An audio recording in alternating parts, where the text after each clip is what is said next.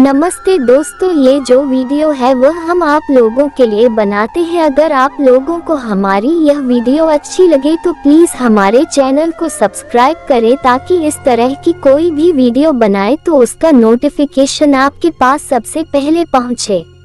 आज हम आपको निर्जला एकादशी के बारे में बताने जा रहे हैं। निर्जला एकादशी का महत्व।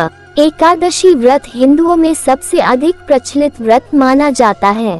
वर्ष में 24 एकादशियां आती हैं, किंतु इन सब एकादशियों में ज्येष्ठ शुक्ल एकादशी सबसे बढ़कर फल देने वाली समझी जाती है, क्योंकि इस एक एकादशी का व्रत रखने से वर्ष भर की एकादशियों के व्रत का फल प्राप्त होता है। निर्जला एकादशी का व्रत अत्यंत संयम साध्य है। इस युग में यह व्रत संपूर्ण सुख भोग और अंत में मोक्ष कहा गया है। कृष्ण पक्ष और शुक्ल पक्ष दोनों पक्षों की एकादशी में अन्न खाना वर्जित है। निर्जला एकादशी व्रत का पौराणिक महत्व और व्याख्यान भी कम रोचक नहीं है।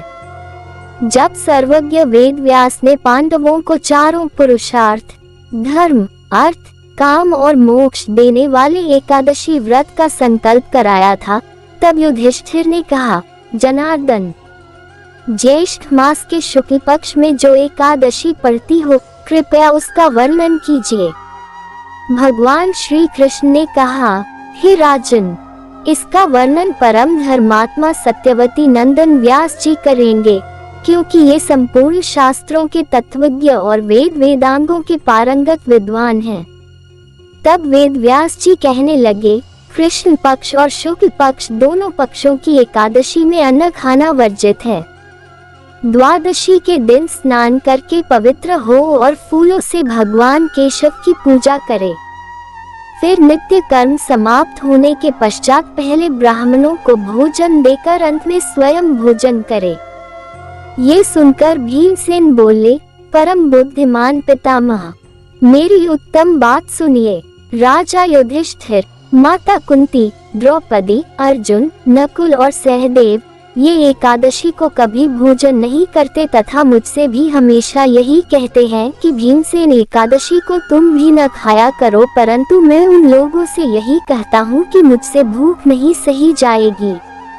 भीमसेन की बात सुनकर व्यास जी ने कहा, यदि तुम नरक को दूषित समझते हो और तुम्हें स्वर्गलोक की प्राप्ति अभीष्ट है और तो दोनों पक्षों की एकादशियों के दिन भोजन नहीं करना चाहिए। भीमसेन बोले, महाबुद्धिमान पितामह, मैं आपके सामने सच कहता हूँ, मुझसे एक बार भोजन करके भी व्रत नहीं किया जा सकता, तो फिर उपवास करके मैं कैसे रह सकता हूँ।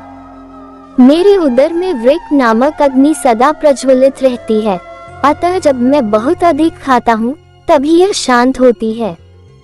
इसलिए महामुनि, मैं पूरे वर्ष भर में केवल एक ही उपवास कर सकता हूँ, जिससे स्वर्ग की प्राप्ति सुलभ हो तथा जिसके करने से मैं कल्याण का भागी हो सकूं। ऐसा कोई एक व्रत निश्चय करके बताइए, मैं उसका यथोचित रूप से पालन करूँगा। व्यास जी ने कहा, भीम, ज्येष्ठ मास में सूर्य वृष राशि पर हो या मिथुन राशि पर शुक्ल पक्ष में जो एकादशी हो, उसका यत्न पूर्वक निर्जल व्रत करो। केवल कुल्ला या आचमन करने के लिए मुख में जल डाल सकते हो, उसको छोड़कर किसी प्रकार का जल विद्वान पुरुष मुख में न डाले, अन्यथा व्रत भंग हो जाता है। एकादशी को सूर्योदय से लेकर दूसरे दिन के सूर्योदय तक मनुष्य जल का त्याग करे तो यह व्रत पूर्ण होता है। तदनंतर द्वादशी को प्रभात काल में स्नान करके ब्राह्मणों को विधि पूर्वक जल और सुवर्ण का दान करें। इस प्रकार सब कार्य पूरा करके जितेंद्रिय पुरुष ब्राह्मणों के साथ भोजन करे। वर्ष भर में जितनी एकादशियां होती हैं, उन सब का फल निर्जला एकादशी के पालन मात्र से मनुष्य प्राप्त कर लेता है, इसमें तनिक भी कोई संदेह नहीं है।